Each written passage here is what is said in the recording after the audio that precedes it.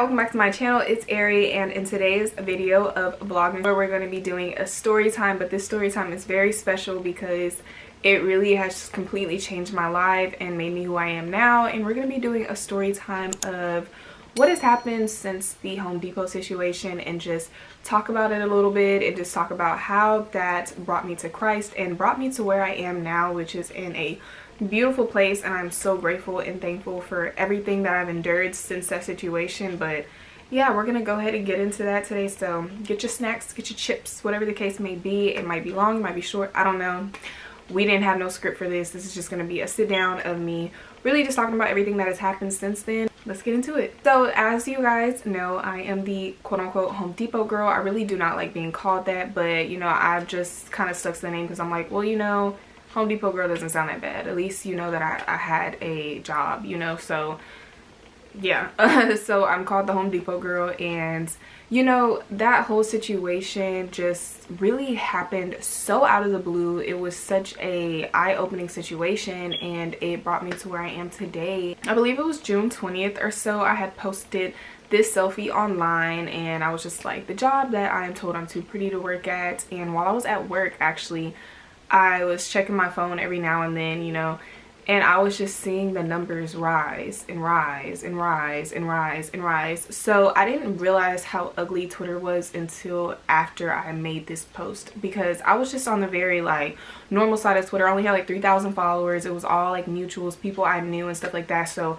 I never really seen anything ugly. But y'all, it got ugly and fast. At first it was very nice. People were just complimenting me and like, oh wow, you're so beautiful. And you know, other women were showing their, you know, jobs and showing how they work at Home Depot. It was just such a cool like interactive post. And then somewhere between 5 o'clock to 10 o'clock, when I was getting off of work, everything took a downhill and it became so ugly so fast. And I was just like, okay, but I kind of just brushed it off because it was still not like at too many views. It was like at 1 million, I think, and I was like, oh, it should definitely die down, and it didn't. So I went to go get food. I went home, I relaxed, I went to bed. Next morning I wake up, my post is at, I think, 20 million views, like 19,000 views, and I was like, I was sitting there, I was like, oh my gosh, like that's very odd. And that's just the people who have seen my post, not even talking about the people that have seen my other posts. And y'all, I started, you know, looking and like seeing what people were saying, and it was terrible. So then I seen a blog page post something about me, and I checked them because one, like, I just didn't like how they were trying to mold a different image of me when I had a certain image of myself already. I just felt like that was weird. Just to sit here and make false narratives or try to push narratives on people that's not true. And a lot of people took offense to it, which is personally their problem. I'm not gonna lie, I've never felt like I did anything wrong besides defending myself and staying true to myself, and I have stayed true to myself in the last 6 months since that situation has happened. And I stand firm on my beliefs, because if you follow me and you know me, you know I'm a Christian woman. So obviously with religion, since you know that's what people see it as, personally I don't see myself as a certain religion. I see myself as following a way of life. Like Jesus is a way of life for me. Like this is not something that I'm like, oh, this is a chore for me. This is like something that I am proud of doing. This is something that I embrace. This is something that I love to show to the world and bring others closer to Christ. And you know, I can't save everybody, and that's something that I'm starting to learn. Like I cannot save everybody. I cannot make everybody like Christ. I cannot make everybody believe in God, and it's prophesied that I can't. But when you come with a religion, it comes with you having different like goals for yourself and morals for yourself. And you know, what might seem normal to other people might not be normal to you. And a lot of people might not get it, and they might think that you're trying to shame them or disrespect them. But in my eyes, I never was trying to do that. In my eyes, I was never trying to disrespect anybody. I was never trying to belittle anybody, because my mother, Lord rest her soul, was, you know, a sex worker. And I never looked at her like she was less than anybody on this planet. I don't look at anybody as they're less than anybody on this planet, because I feel like everybody sins. And I was literally just talking about this on my TikTok about Jesus, you know, telling people when they brought the adulterous woman to him, if any of you have not committed a sin, then you can cast a stone at her. Like, you know, you cannot judge anybody for anything that they do on this planet, because that's not my place. Now, there is a thing called righteous judgment, and I feel like righteous judgment is supposed to go for the Christian community. Like, we're supposed to righteously judge our, you know, peers that are in the Christian community if they do something wrong, but there's a way to go forth with it, but not too much into that. With that, you know, I was getting belittled in my eyes. Like, a lot of men were calling me names, and a lot of women were calling me names, and a lot of people were putting narratives on me and just talking very ugly towards me, and it started to take a very, very bad turn on my mental health. And then, you know, a few days started to pass, it was still going on. Like, I was still on blogs, I ended up on the news, y'all. Like, I seen myself on the news, and I was just like, wow, like, this is crazy, you know. And of course, with that, you know, I had a lot of celebrity attention, but to me, I didn't care, because as you guys know, I am in a relationship. So when I was seeing those things, I was just sitting next to my boyfriend like, look at this. Like, I never cared that celebrities text me. And, you know, I did get a text from one person, and it flipped and it turned into something that I just didn't comprehend the way other people did, because I feel like a lot of people think of me in like this, oh, you're like low-key something else behind closed doors. Like, y'all, I really don't think those ways. Like, I don't look at things the way a person who is full of like bad thoughts think. Like, I don't think those ways, especially when I'm in a relationship and somebody like 3 times my age, 3 times my age. Like, I'm definitely not thinking the same way that the person that is saying those things towards me is. But that took a turn, and I got bashed even more. But if you're wondering, me and that person are cool. Like, it was never any bad blood. We did speak after that situation, and it definitely was just something that I was like, wow, like, people are just crazy. Like, I don't know. So that was that. And during that time, since I was seeing so many bad things going on, I was just like, wow, like, the world is evil. Like, there's so many evil people, and people really think some of the most malicious, ugly, and insensitive things I've ever heard in my life. And I was like, I've never heard people say some of the things they've said about me and disrespected me in the ways that they've disrespected me. To this day, I'm not gonna lie, like, I still get a lot of disrespect. Like, girl, I breathe and I make the world mad. I can breathe and make the world mad, but hey, it is what it is. But after that situation, I really just sat down with myself, and I was just like, Ariana, like, you're seeing how evil the world is. And my first thought was, come to God. Like, come talk to God. Like, turn to God. So I just started to put all my anxieties and my worries, especially because I was doxxed. I started putting all those like feelings on the Lord, because I didn't know what else to do. Like, I couldn't seem to, you know, grasp like how people could do such weird things to me. Like, I didn't deserve that. It was just very odd and just weird. I don't know. And I just felt very unsafe. And the thing that made me feel my safest was Jesus. Like, I definitely felt safe to Jesus. That kind of stirs me to the points that I'm about to make, where it comes to, you know, getting baptized and giving my life to Christ. I was already planning to get baptized for the last year. I kept pushing it off. And then the few times that I was trying to get baptized, it just was not working out. Like, the church wasn't doing it, or they had like set dates months from then, because, you know, COVID was still like a concern for some communities, and I just couldn't seem to get a spot into getting baptized. So with that, I was like, okay, you know what, that's fine. Maybe it's just not my time. But in the back of my head, I always did want to get baptized. But when the whole like Home Depot situation happened, I definitely took a turn, and I was like, no, I need to get baptized immediately. Like, I told my boyfriend, I was like, before I move fully from, you know, where I'm at right now, I need to get baptized. I need to go get that done, because my spirit was like, I need this fresh, clean slate. And I really wanted to turn over a new leaf and give my life to God 100%, with no, you know, I'm still tied into the world, because my biggest thing was I didn't want to get baptized and still be doing the things that I was doing before.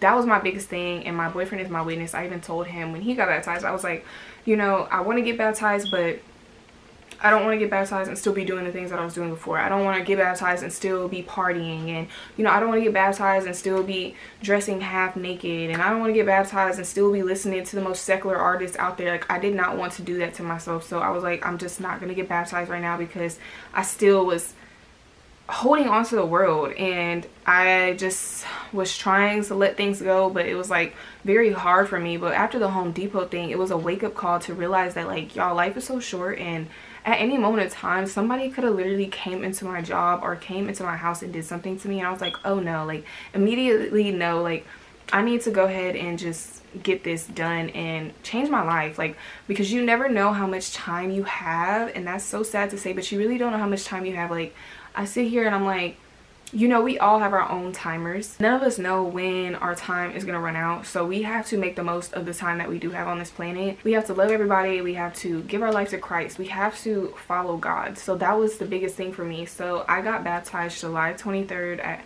7 p.m. and it was such a beautiful thing. It was such a good experience. It was so wholesome. It made me feel so good. I felt literally at peace. I just felt every good feeling that a person can feel. I felt joy, I felt happy after. I felt so much faith and hope in the future, and I would highly recommend getting baptized to anybody. That is something that needs to be done, like needs to. But I got baptized July 23rd, 2023, and before that I kind of was getting a lot of brand deals a little bit. But y'all, the only thing I do regret is not going on more podcasts and talking to more people and actually putting myself out there and building my brand for what I wanted it to be. When all that stuff happened, I just wanted to run out of the spotlight. Like, I didn't want to be in the spotlight anymore. And mind you, I was a content creator before that. Like, I was an influencer. I had 65,000 followers before I blew up. I didn't have a lot of followers on TikTok, and I was already kind of doing YouTube. So I was like, you know what, I don't want to do this. Like, this is not what I thought it was going to be, you know, because a lot of people who have, you know, bigger platforms, it seems like it's a good thing for them. But for me, it was so much turmoil that came with it. And I was just like, I don't want to be known for being a pretty woman who works at Home Depot. And that just really was my personal wake-up call, and that motivated me, because I was like, I don't want to be known for this, but I know that my purpose on this planet is not to be a nobody. Like, my purpose on this planet is to be a star. Like, I really feel like God has put me on this planet to be a star, and I work so hard. Like, I definitely work so hard in everything that I do, and that's why I don't take nothing from nobody, because I work so hard. I take a lot of controversy on the daily to be who I am today, but I would not erase it. Like, at that time, I just couldn't grasp it, but God was literally opening a door for me, and he was like, Ariana, you want to be my servant? Okay, I'm gonna give you what you want, which is, you want a platform, you want followers, you want to lead people to God, you want to, you know, be an influencer and show your life and display your love for me and stuff like that. I'm gonna give you that, but you're gonna see that it's not easy being a follower of me. You're gonna see that it's a very lonely road. I lost almost all of my friends, y'all. I have 3 friends right now. 3 friends. Literally 3 friends. My roommate, Mia, if you're watching this, I love you to death. My friend Amber, and a girl that I met in my Christian group chat. And one of my friends, she lives very far. Her name's Jadine. That's also one of my friends, but we've only seen each other one time, and that was at a Sheen event. But those are really my only friends, y'all. And I sit here and I'm like, okay, like, it's a very lonely road. And of course my boyfriend and my family, but it's a very small circle around me, and I wouldn't trade it for anything. I definitely love my family, and I love everybody that I have around me. So yeah, so let's get a little bit into what happened after I got baptized. So after I got baptized, I started to dibble and dabble into the Christian content, you know, era. And I've always wanted to do that. So before I got baptized and before the Home Depot thing, I actually had dropped my first 2 Christian videos ever. I actually stepped out of my shell and was like, you know what? I'm going to make a video using my voice talking about God. And I was like, I have so much knowledge about God. I'm a very driven person. And if you know me, I'm very headstrong. So I was going to use my voice, and I was going to use it for the glory of God. So literally the next day after I made my first video, I blew up. And then after that, I was like, you know what? I'm going to keep making my videos because I want to show my love for God. And I'm not saying I blew up with my Christian content. I'm saying the Home Depot thing. So before I got baptized, I started making content around my baptism on TikTok, and that started to bring a lot of people in because a lot of people were just very interested in getting baptized and understanding it and stuff like that. So I started to build a small community. I think I had like 13,000 followers at the time, and I was just like, wow, like I went from 2,000 followers, 3,000 followers to 13,000 in 1 month. And I was like, that's just crazy to me. And it was a lot to me. To me, I felt like 13 was just so big. I was like, that's so many people. And of course, you know, when I had 200K on my Instagram and I had, you know, 80,000 on Twitter, I was like, oh, like 13,000 felt like a lot to me because it was something I built on my own. So then I kept posting Christian content, and I started to really just bring people along my journey on TikTok, because I was like, honestly, my Instagram was in shambles because my engagement got completely thrown off from so many people following me and just being nosy and not interacting with me. Like, I have so many people on Instagram who literally hate me and follow me. I don't know why, but it's still to this day. And then, you know, Twitter, there's so many negative energies on there. It was just like, I don't even want to post on here. So I was like, my only platform that has not been tainted by the world is TikTok. And I told my boyfriend, I was like, you know what? I'm going to start posting on here. I'm going to start, you know, talking about God. I'm going to start taking people along the journey with me. I'm going to just start marketing myself the way I should and the way that I wanted to begin with. Like, if I ever blew up, I wanted it to be for a good thing. Not, well, Home Depot wasn't a bad thing, but I wanted to be like known for something like good and life-changing. Like, I wanted to be somebody who helped somebody get to where they need to be. Like, that is such a beautiful thing, seeing that you inspire people to get closer to God. There's no other feeling compared to that. Like, when people text me like, Ariana, like, your videos have helped me so much get closer to God, like, that really fulfills my heart, and it makes me feel so grateful and so motivated to continue to do this for y'all. But I started taking people along my journey. I started changing my sense of style, like my modesty. I did my big chop. I posted that. You know, I just really started to live for Ariana and God, and that was just an amazing thing. And now we're at 109,000 followers on TikTok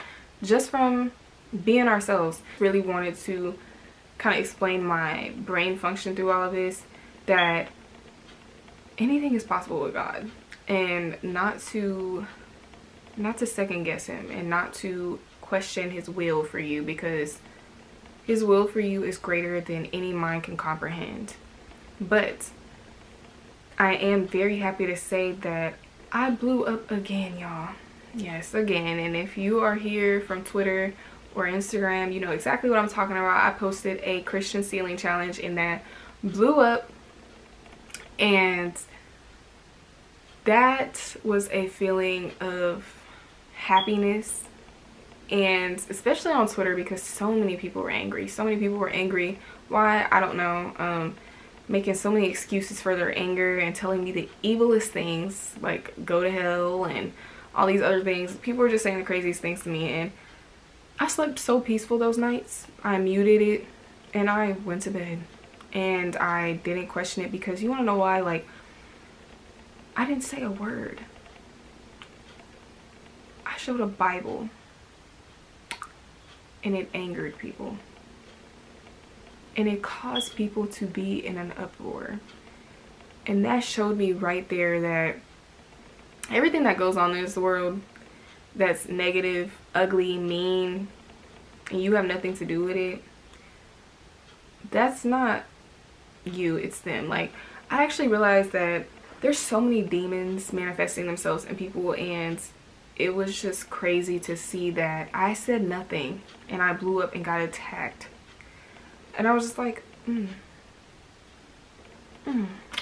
But I felt good, because I knew that God was making sure people knew that he was very much present and that he shines in my life. And it was such a flex to me to see people say, like, well, based off how you look, I knew you weren't going to do it. I'm so glad. And it was such a flex to see people say, well, I follow you and I just knew you weren't going to do it. That is such a flex to me, because I have built my life around Christ so well that people know I would never disrespect my Lord and Savior in any way that is not glorifying my temple the way that it's supposed to be in his eyes. that really is a very quick story time on how I just went from the world to God. And I really wanted to make this video because, you know, this is the last month of the year, and this year changed my life. Like, yeah, I still got my little problems, like I'm still dealing with my school stuff and fees and all that, but other than that, y'all, like outside of financial things, and it's really financial things from school, outside of that, I am doing amazing. I feel amazing. I feel blessed. I feel anointed. I feel the Holy Spirit. And I also know that God is nowhere near done with me. Like, I for sure know that God is nowhere near done with me. And one day when I look back at this, maybe a year from now, 7 months from now, 10 months from now, a year, 2 years, 3 years, whenever I look back at this, I'm gonna be so proud of myself, because Ariana, you did that. Like, you really put the ball in your court.